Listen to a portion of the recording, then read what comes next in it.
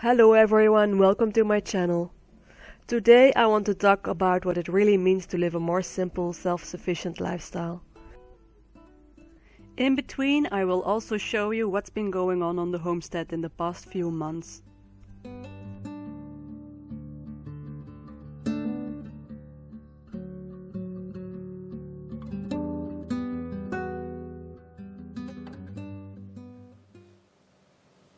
Hello everyone, welcome to our channel. Today I wanted to do a deep dive into what it really means to live a more slow and self-sufficient lifestyle. It may sound like a dream, like growing your own food, being less dependent on the grocery store, and being in close contact with nature. The truth is that simple is not always easy, so let's talk about it.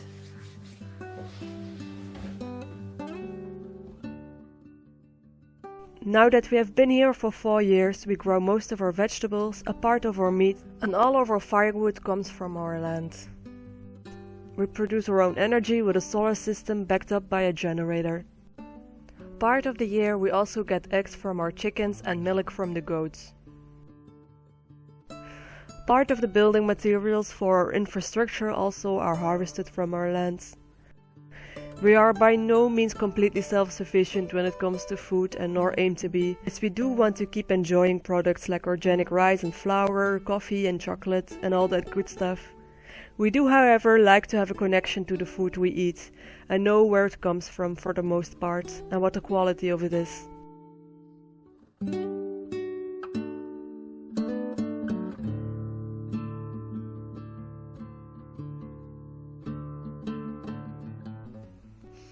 Recently we added a storage space on our property with a small improvisorial root cellar, making it easier to store the produce we harvest in the autumn.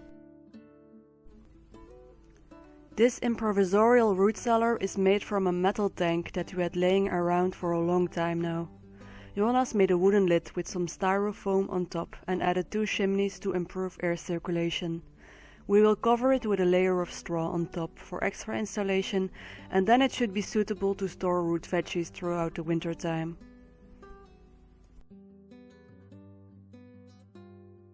It's not only the growing that is important, but also all the ways to preserve food that needs to be in place.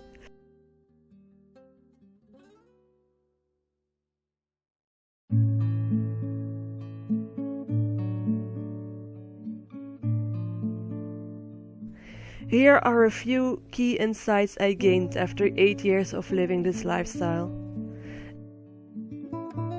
It comes with a high failure rate. Setting up a homestead and trying to grow your own food comes with quite a high failure rate if you haven't done this before. If you're scared of making mistakes or you have expectations that everything will be going smooth and easy, you might be in for a surprise and give up easily. Learning about permaculture and how to design your place is key in my opinion for getting better overall results. It's all about setting up systems and increasing effectiveness. Learning, for example, about water catchment, soil health and land management and how all those things all interact with each other.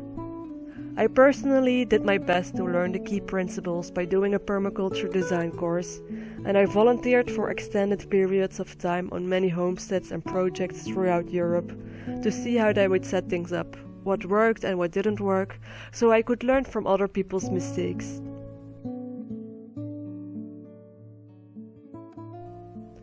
Taking care of your basic needs is a daily task. If you live off-grid like we do, it isn't as obvious to turn on the water tap and get running water, or tap a light switch and have light. We did set up these systems ourselves, but they do take time and maintenance to keep working. To have water in the house, we fill our 2,000 liter tanks up every month or so by rolling out the water hose and connecting it with our well. From there it is pumped into the kitchen, shower and washing machine.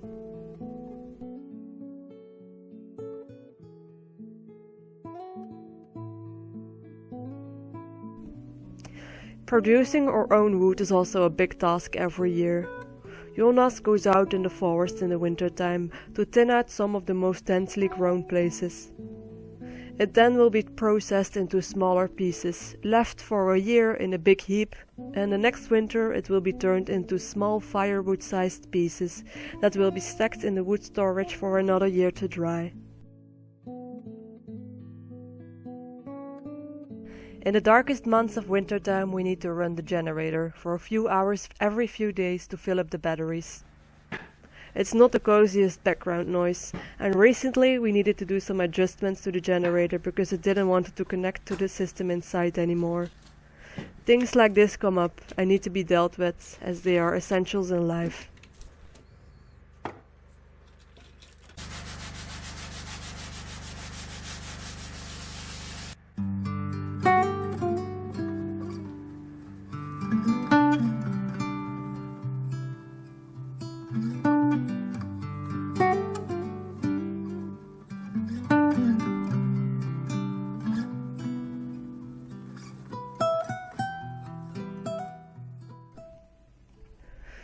There is no such thing as a free day. It might sound obvious, but running a homestead doesn't come with free days, unless you have family members or close neighbors willing to take care of your property and animals when you're gone. In the beginning this didn't sound like a burden to me, because this home is everything I wanted to be at, but with the years passing I can see myself sometimes yearn for an extended time away from the homestead, to see something new, stay inspired and avoid burnout.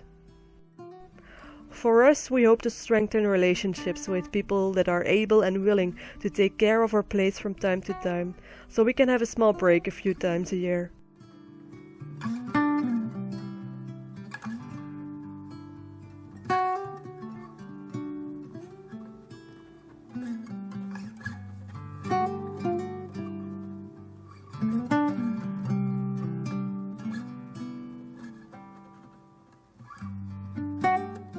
Jonas has been giving our shed some love over the past month. We moved all the stuff that had gathered here over the years to the storage space, and now finally it's turning into a decent workshop area.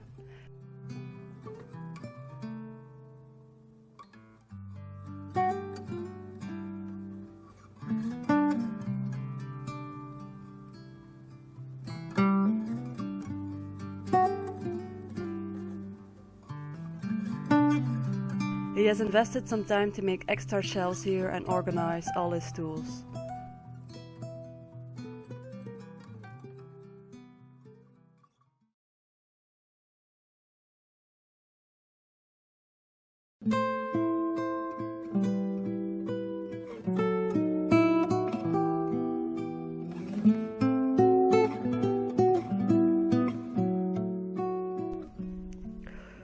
Learning to live this way requires you to learn new skills all the time. Before every steep learning curve we felt resistance. Done is better than perfect, and so it has been with every new thing we had to learn as we try to conquer our self-doubt.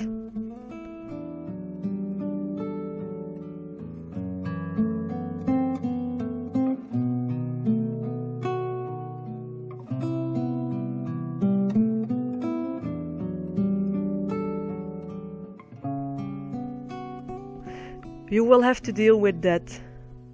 The cycle of life and death is a part of life living on a homestead. The constant cycle of decay and growth keeps things interesting, but it's also dealing with sick and dead animals that is part of the deal.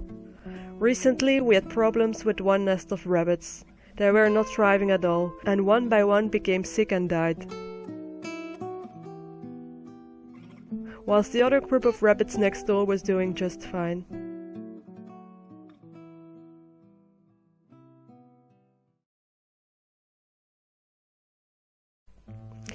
You will be heavily influenced by the seasons and the weather. And the weather sucks from time to time, like now. It has been rainy and dreadful over here lately. The short daylight hours make it more difficult to do things outside, film or work on woodcut projects. Living close to nature also means the weather and the seasons have a big influence on your daily life.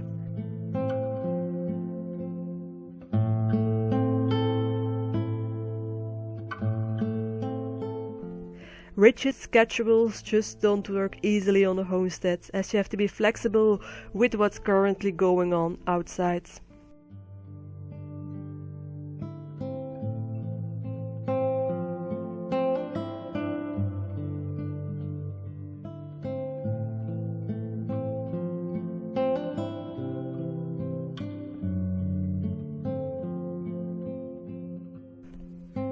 learning how to run a small business. For us living on a rural island, it was critical to learn how to bring in an income without being dependent on location. This also meant dedicating and learning the skills necessary to run a small business. I recently restarted my art business, which is something I'm really passionate about. Jonas has been helping me lately with packaging and shipping the art prints that go all over the world now. Whilst working on the printmaking, I'm listening to audiobooks in the background, trying to gain the knowledge and insights in how to run a profitable and authentic business. There is many facets to it, and if you're interested in learning more about my art life, business insights and projects, I have a cozy newsletter you can sign up to, where I will be pouring my time and effort into this coming year. You can leave your email address on my website if you're interested in that.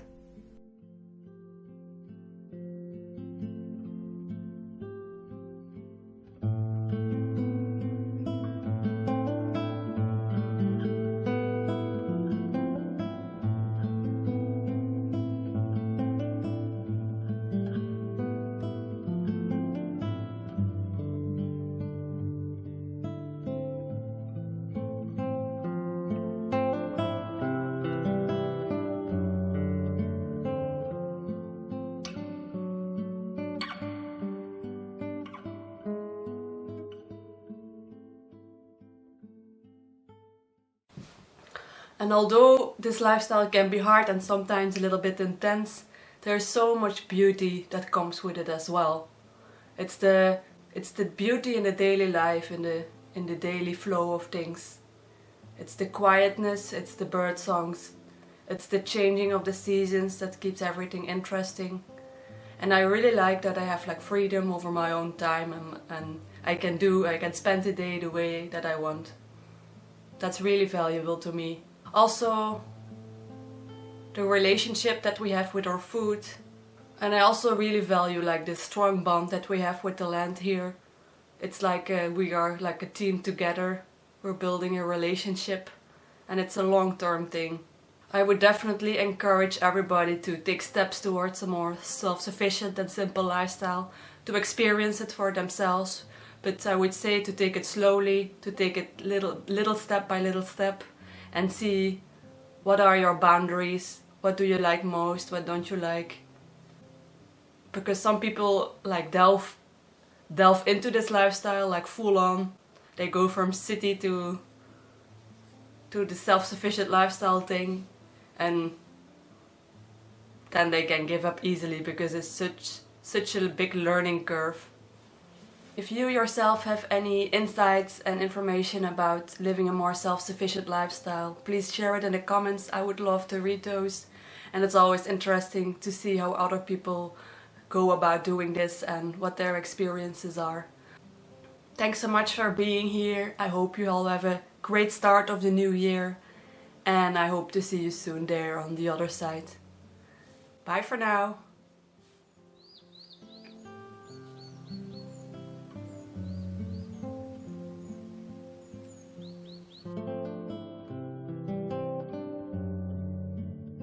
My art is a celebration of a more slow and intentional way of living.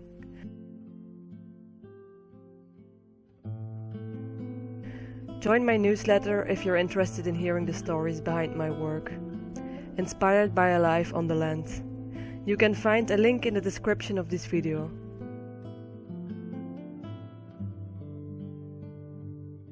Thanks so much for watching, and I hope to see you all in 2025.